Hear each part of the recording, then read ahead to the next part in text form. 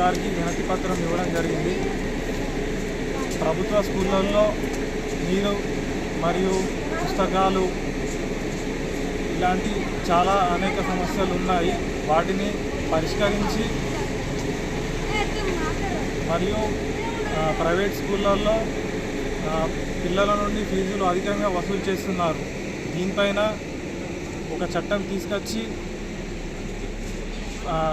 ఫీజుల్ని నియంత్రించాలని చెప్పేసి PDSU committee నుంచి కోరుతున్నాము. అలాగే ప్రభుత్వ స్కూళ్ళల్లో ఉపాధ్యాయులు చాలా తక్కువగా ఉన్నారు.